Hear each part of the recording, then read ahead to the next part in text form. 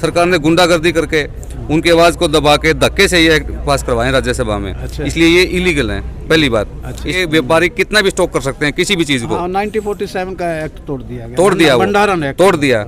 आप किसान से ये खड़े हैं, इनसे 5 रुपए किलो आलू खरीदेंगे, मेरे को 50 मिलेंगे।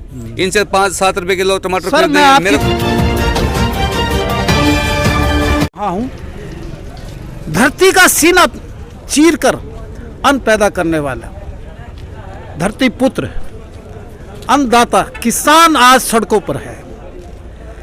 सिंधु बॉर्डर बंद है, टिकरी बॉर्डर बंद है, सरकार के साथ यानी कि टेबल टू टेबल बातें चल रही हैं। उधर गृह मंत्री के साथ पंजाब के मुख्यमंत्री बात कर रहे हैं, लेकिन किसानों के अंदर रिजेंटमेंट है, एमएसपी को लेकर रिजेंटमेंट है, तीनों विधेयक को लेकर रिजेंटमेंट है और अन्नदाता हमारा सड़कों पे है। पंजाब से चला ये आंदोलन, हरियाणा का किसान कूच कर गया दिल्ली की तरफ, यूपी का किसान दिल्ली की तरफ कूच गया, दिल्ली का किसान के अंदर रिजेंटमेंट है, राजस्थान के किसान के अंदर रिजेंटमेंट है, और साथ ही किसानियत से जुड़े हुए जिनका व्यवसाय भी ऐसा है, वकील साहिबान जितने भी हैं और जो देश के कानून के रखवाले हैं, कानून की बात करते हैं, उनके अंदर भी रिजेंटमेंट है। और वर्क सस्पेंड की बात कर रहे हैं ये, और इनके अंदर किसानों के प्रति दर्द है। आइए जानते हैं, यहाँ के बार एसोसिएशन के प्रेसिडेंट है मेरे साथ खड़े हैं, Pawan Rapadia ji. You are looking very smart today, elegant look किया। He is always smart, he always smart.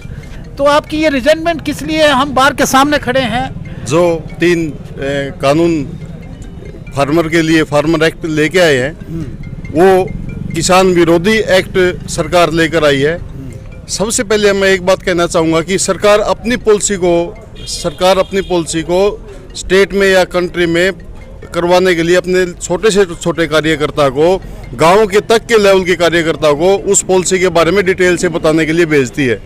लेकिन ये कानून हमारे देश की, मैं मानता हूँ कि शायद अबव 40% जो जनसंख्या है हमारे देश की वो फार्मर है, और कृषि पर अगर जो फार्मर नहीं है वो लोग भी कृषि पर आधारित हैं, उनके रिलेटिव या कहीं ना कहीं उनका संबंध है।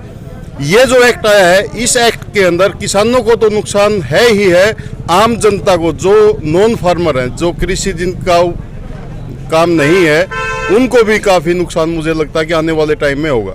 लेकिन आज तक किसी स्टेट गवर्नमेंट ने या सेंट्रल गवर्नमेंट ने ऐसा कोई सेमिनार आज तक किसी भी गांव में, शहर में आज तक ऑर्गेनाइज नहीं किया जहां पे वो अच्छे से अपने किसान जो फार्मर बिल लेके, कोई वेबिनार रहा, ना कोई सेमिनार, ना वेबिनार, कुछ नहीं रहा। लेकिन किसान अपनी रैलियों को करने के लिए तैयार रहती है, जहाँ रैली हो, सरकार की पॉलिसी अपनी परफॉर्मेंस दिखाने के लिए अपना यूज़ करती है, सोशल मीडिया को यूज़ करती है, सरकार अपने आदमियों को यूज़ करती है। अब आपकी रिजेंटमेंट क्या है? पूरी बार मेरे साथ हमारी रिजेंटमेंट ये है कि इतने हजारों लाखों की जनसंख्या में इंडिया से किसान दिल्ली में आए हुए हैं, रुके हुए हैं। उन किसानों ने ऐसा क्या कर दिया कि उनके ऊपर पानी की बौछारें करनी पड़ी, उनके लिए हाईवे के रास्ते खोदने पड़े किसानों को रोकने के लिए।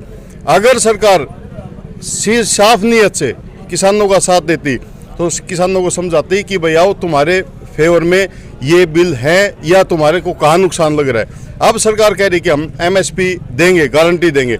अगर वो एमएसपी देंगे तो आज तक उन्होंने इस एक्ट के अंदर क्यों नहीं ऐड करे उस एमएसपी को? 3 विधेयक ले आए, लेकिन एक चौथा विधेयक भी तो ले आते हैं। चौथा विधेयक भी ला सकते थे, उसमें अमेंडमेंट भी कर सकते थे।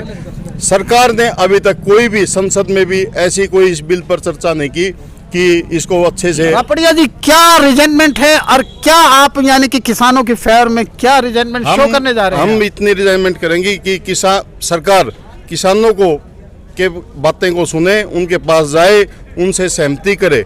वर्क सस्पेंड की भी कोई वर्क सस्पेंड हम कल करेंगे। आज सरकार के साथ बातचीत चल रही है, अगर सकारात्मक बातचीत हो जाती है और सरकार किसानों को खुश कर देती है, उनकी बातें मान लेती है, तो हम वर्क सस्पेंड नहीं करेंगे, वरना हम कल अपना वर्क सस्पेंड रखेंगे। हैंड बिल्स हाथ में लिए हुए, ये क्या है? ये रेज कीजिएगा, बताइएगा। हाँ बताइए साहब, आपका नाम बताएं और मुझे बताएंगे आप। मेरा नाम सोमदत्त शर्मा है। हाँ शर्मा जी बताएं। हाँ ब्रीफ में बताएंगे।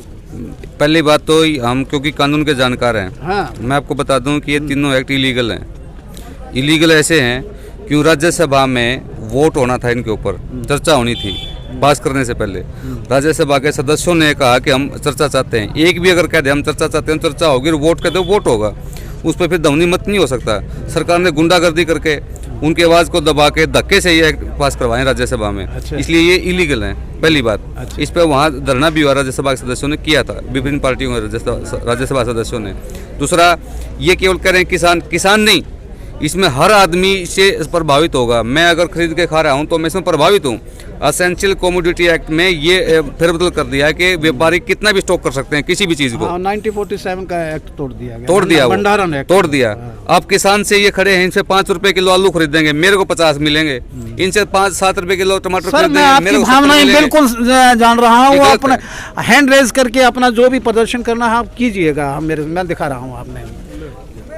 ये देखिए, ये सारे जितने वकील भाई हैं, जितने भी ये कौंसल्स हैं, जितने भी ये अधिवक्ता हैं, और इनका किसानों के प्रति इनका दर्द है और ये रोष व्यक्त कर रहे हैं कि ये तीनों ही यानी कि विधेयक जो बने हैं किसानों के विरुद्ध में हैं, उनकी बहबूदी के लिए नहीं है, आम आदमी को भी ये चोट पहुंचाते हैं। अभी वार्ता चल रही है, जैसा कि रापड़िया जी ने बताया, आज अरविंदर सिंह और होम मिनिस्टर की बातचीत चल रही है, चौथे दौर की बातचीत चल रही है विज्ञान भवन में। 32 के 32 डेलीगेट आज फिर गए हैं। उसके बाद क्या नतीजा निकलता है, उसके बाद ये एक्शन लेंगे और कल वर्क सस्पेंड भी होगा। अगर आज बात ठीक सिरे चढ़ जाती है तो हम वर्क सस्पेंड नहीं करेंगे, वरना हम कल वर्क सस्पेंड भी करेंगे और किसानों के लिए जो भी हमें पॉसिबल होगा हम किसानों के लिए दिल्ली भी जाएंगे। अच्छा। और यहाँ पे धरना प्रदर्शन भी हम करेंगे। ऐसा जी, वकीलों ने आज़ादी के आंदोलन का नेतृत्व किया था, इसका भी करेंगे। अच्छा, पीछे नहीं हटेंगे हम, क्या बात हम है। साथ हैं उनके। तो you are a very dynamic and young वकील and you are having some passion like this. नहीं, हमें शुरू से पैसे नहीं किसानों के प्रति। ये थे सभी वकील भाई, और इनके अंदर रिजल्टमेंट है, रोष है, और उनके प्रति एक यानी कि ऐसी भावना है कि किसान को अपना हक मिलना ही चाहिए, आड़ती को अपना हक मिलना ही चाहिए। देखते रहिए, यानी कि मिलते हैं फिर एक नए कार्यक्रम में, और ये काले कोट वाले जो कानून के जानकार हैं इनसे फिर बात करेंगे। देखते रहिए हंसी की आवाज़।